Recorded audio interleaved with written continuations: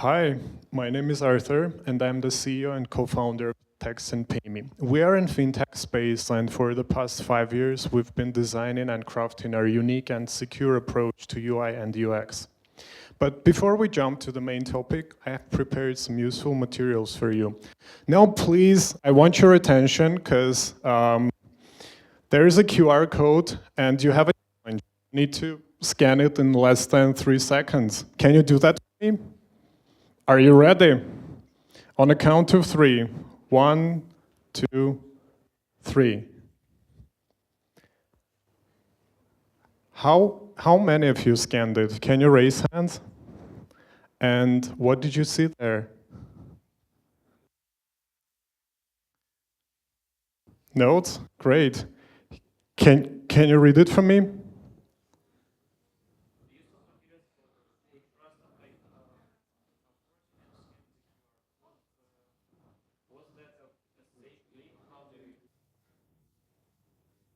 Exactly. You saw a QR from a speaker on this stage, and you trusted the authority, and you acted. You simply decided to scan the QR code because I've been introduced to you as a speaker at a formal event. Question, was this a safe click? Is one that our users face countless times a day, and they have far less context than you had just now. And how do your users decide whether it's a safe click or not is the multi-billion-dollar question we're all grappling with.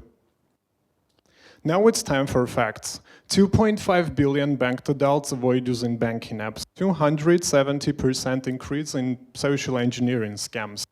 These are staggering numbers, a silent crisis that no one speaks of. And did you know that social engineering scams do not recognize nation, industry, or even the country's development level? 83% of Americans reported that they either been a target for a scam or they actually fall a victim to a scam. And this happens even in the most well-established and well-recognized apps like Venmo, Zelle, Cash App, and PayPal.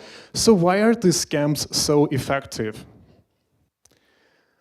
The scammers are not just attacking our computers, and the uncomfortable truth is that they are attacking the very operating system of our human brain, which I call a human OS. Human OS means that it's not a flaw in specific individuals, it's rather a feature of our shared human psychology. And when designing secure products, as a UX designer, and as a product designer, you must be expert in the visual communication and as well as human psychology. At least having a basic and deep level of understanding of human psychology is required for you to succeed. Now let's break down some of the core psychological drivers that scammers leverage, often in a combination. Authority bias. In scientific terms, this means that we are conditioned to believe or trust people, figures, or symbols that represent authority or credibility. This is something that happened to you, and again, this taps to your System 1 thinking, which is quick, intuitive, and heuristic-based. It means that just because I was introduced to you as a speaker, you trusted my words and you scanned the QR. Next one is urgency and scarcity. This tactic often creates a sense of panic or fear of missing out. I intentionally mentioned that you have a challenge, which is the 3 seconds, and I intentionally emphasized this for several times so that you knew that it's urgent and you have to scan it as soon as possible. In scientific terms, this induces hot cognitive state, which means that your emotional reactivity overrides your rational thinking. Verizon's data shows that it takes less than 60 seconds for a user to click a phishing link. And this emphasizes once again how important it is to keep your focus. And scammers basically want you to react, but not think. Trust and familiarity. This relates to principles of Social proof and the liking. Liking means that you tend to say yes to things or people or ideas that you feel connected to or you like them. And the social proof means that in any unfamiliar situation, if the majority of the group does the same in this scans the QR, you will also do it because you are guided by what the group is doing. Fear, hope, greed, and empathy, or long story short, emotional exploitation. In scientific terms, if someone is trying to exploit our emotional states, we tend to believe that something is true because it feels true. And importantly, in the majority of the cases, we also think that it's true because we want it to be true. Next one is good enough principle. This is a really interesting principle because it utilizes the visual deception of our brains. If something is 95% right and looks valid, let's say it's a phishing link that 95% looks exactly as your regular payment page, your brain will treat it as a 100% right page, and it will think that it's a credible source to enter your data. Next one is inattentional blindness. This is also a psychological phenomenon where your focus is elsewhere. You tend to miss some of the most obvious red flags.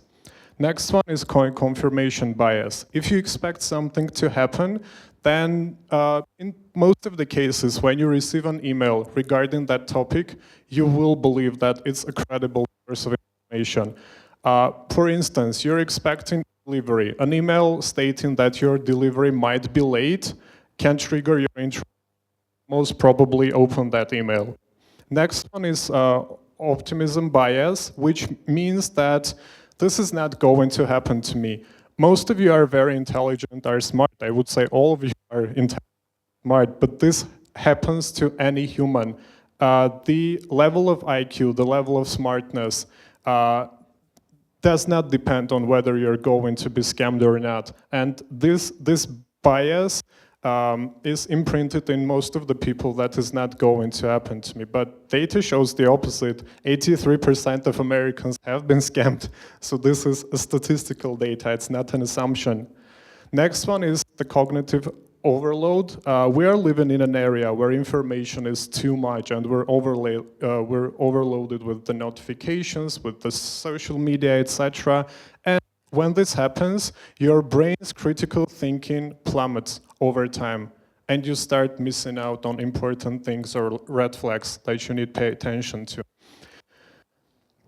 Understanding these deep-seated human factors is not about blaming the victim, which is us. It's about recognizing that by virtue, we all have shared psychological vulnerabilities and that we're all human.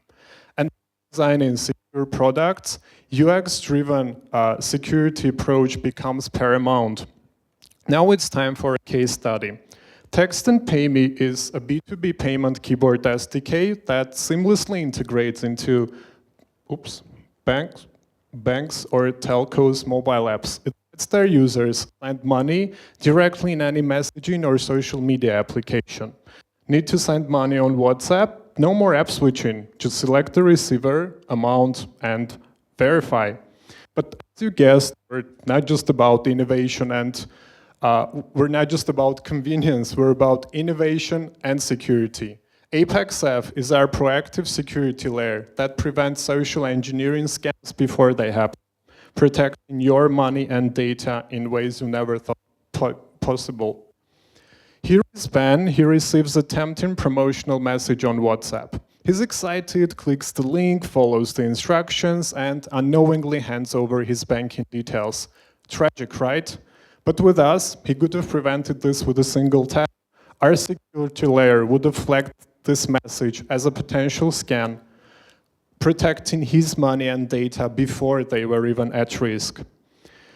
This is the future of security. And our traction speaks for itself. We are already partnering with industry giants like Orange to launch Text and Pay Me within their Orange Money application in Africa, reaching over 80 million users across 17 countries. And now I'm going to give a shortcut to all the product designers and product managers that we have in the room. I know it sounds extremely trivial, but please map out and evaluate your customer journey, specifically focusing on all steps that require trust but not verification, and the steps that have no return or no undo options. It can be the final checkout page, it can be the final confirmation of the payment. These are the steps that you want to place most of your focus on. And these are also two groups of the features that are basically your primary vulnerabilities when targeted by scammers. Now I'll introduce some of the tactics we utilize in our company, and it's also generally recommended to use them when designing products. First one is, please have clear signposts. People and users don't need to guess. They need to see clear communication and clear information. Next one is introduce radical clarity to your warning messages. The warning messages shouldn't be generic. If you say that something is wrong with your account, it's not going to give enough context for the user to figure out what's exactly wrong. So please be radically clear in this case. Implement dynamic risk indicators. In practicality, this means that you shouldn't be having, again, one generic warning message, but rather than a grading and the system of levels where the users can figure out the severity of the situation or the actions that they're going to take. Next one, I see this lots of times, use fucking large fonts. It's completely okay to use them. When you use small fonts for the important messages, most probably they are going to be overlooked and people will give zero, I don't want to say the bad word, but still, about your message if it's not large enough. That's why in this case size matters, so keep your eye on it. Next one, if you have a good motion design team, create specific animations for the no return steps. This is something that is getting connected to our subconscious mind and creates the cohesion between the visual perception, the motion graphics, and the context of the action. And animations are extremely hard to replicate. That's why if the scammer is targeting the visual deception part, then most probably they will fail on this area of your application. No push notifications, baby. Don't overload your users. Break the rule, break the pattern. We don't have push notifications. I hate them. I turn them off wherever and whenever I can. That's why we strategically removed this function from our application at its core. If the user needs to check an important notification, they're encouraged to come back, press the notification icon, and check themselves during the times when they feel that they're focused and they need to do it. This will encourage your users to be more attentive and be more responsible for the actions that they're taking. Next one is, this is something that I noticed very recently. UI UX designers started to hide help buttons in the most unpredictable places inside of their apps. It's not just a button, it's something that will save you lots of money and time when dealing with the scams. If your help button is not placed in a very accessible and easily visible, accessible location in your application, your users will stumble upon that and they won't be able to timely report that they got into some bad situation and you need to react as a company. Keep it within your perimeter. Don't use sanctuary entry as much as you can. No external verification services, no external authentication services. Keep it as sanctuary as you can. That's your key to minimizing the potential flaws in your user experience. And the last one in this list is the strategic friction. In the modern UI UX guidelines, friction is considered as something negative or bad, or you should avoid that, etc. That's bullshit. Don't avoid it, just place it very strategically in the places where the users need to stop and focus. We have a timer on our payment button. Whenever the user clicks the final confirmation button, we have a timer with 3 seconds, and after 3 seconds only that action can be completely validated and done. This is very similar to sending an email where you set a timer and you can undo your message during this 10 or whatever seconds. So friction should be placed and it should be strategic. Next one, I'd like to cover a trend that we're noticing in the industry. The UX shifts towards conversational user experiences, and in practicality, this means that very soon we'll be seeing applications where most of the UI will be substituted by a chat window where you interact with the application using your human language. And this will surely create a new wave of more creative scams. That's why be ready and be prepared. And by saying be ready and be prepared, I mean master visual communication and figure out the human psychology, because more we get to conversational UX, the more they will be utilizing our brains as the main point of vulnerability. I have one more QR, I promise this is not a scam. Please scan it. This is a list of questions for you that you should ask yourself whenever you design a secure product or a secure interface.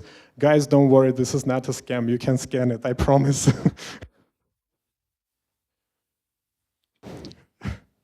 Did you check it? Cool, thank you. And as we say in our company, the future of money is also conversational, and Text and Pay Me is making it happen. Join us now, and together, let's make Text and Pay Me the global standard for payments, so that soon anyone, anywhere, can simply say Text and Pay Me. Thank you so much, and my last QR for today. These are my details, just in case you'll need me.